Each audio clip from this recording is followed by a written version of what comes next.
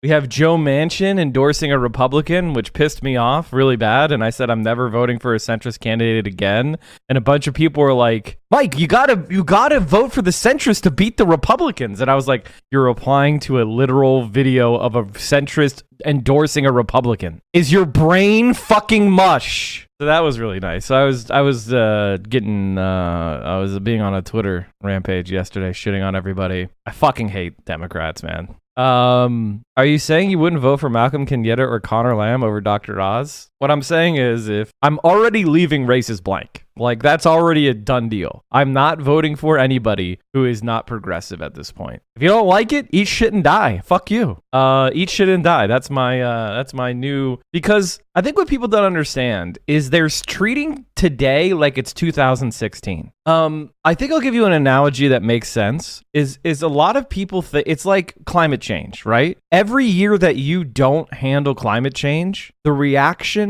has to be more radical, right? Like the climate change plan you had in 2016 is no longer good, all right? And similarly with the electoral stuff, the electoral plan that you had in 2016 is no longer good. The Supreme Court is a conservative supermajority. Just voting so we get a good judges appointed is meaningless now because they've locked down the judiciary. They won. So the response is no longer, oh, you got to vote for a centrist so they can appoint a good Supreme Court judge. The answer is you have to vote for a radical who's going to pack the court. So if you're not for packing the court, you're fucking useless. And people keep running back the same plays. I'll give you another analogy. Here's another sports ball analogy. If you're down by 2 scores and there's 3 minutes left, you can't run up the gut. You may have the best rushing offense in the league, but you can't run the ball. If you're down by 2 scores with 3 minutes left, you're going to have to throw the ball. That's where we're at. So like the strategy of just like, well, we'll just keep electing Biden and eventually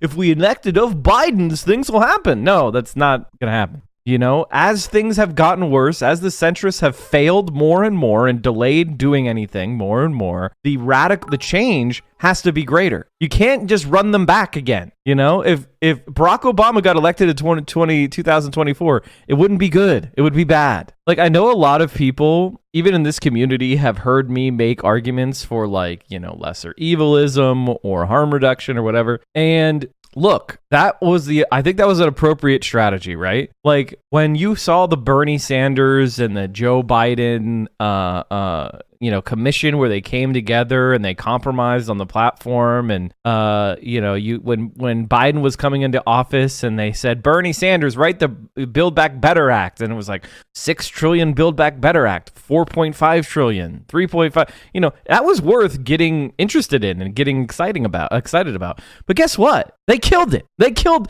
the For the People Act. They killed Card Check. They killed the PRO Act. They killed Build Back Better. They killed Codifying Road. They killed the Equality Act. They've killed everything. It's all dead. It's fucking dead. So it's no longer appropriate to just be like, well, Joe Biden, vote for the Democrats. They didn't do it. They didn't deliver. And so I'm going to disapprove and not support them. And if they want to change my mind, they still got the rest of this year to do shit. Oh, Nina Turner election, I think, is on Tuesday, or it's coming up. Joe Biden stepped in to endorse Nina Turner's opponent in her race, which was really, really interesting. Jayapal, Ro Khanna, and some others are traitors to the Progressive Caucus. They let Chantal Brown in the party, and endorsing her over Nina Turner is fucking bullshit. I couldn't agree more. Captain Coleslaw, thank you for the prime. And Grimlock, thank you for the 9 months. I literally just want the Equality Act. I mean, it's the bare fucking minimum, right? That's the bare fucking minimum. Is there any way that Bernie gets primaried instead of Joe Biden since Bernie said he might run? Why not? Oh, that's the other thing.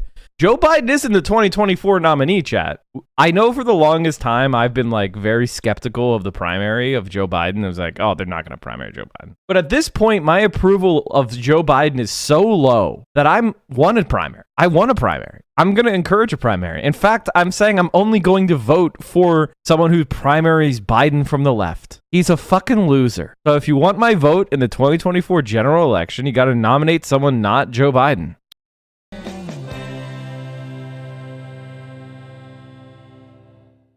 You have an obligation to like, comment, and subscribe.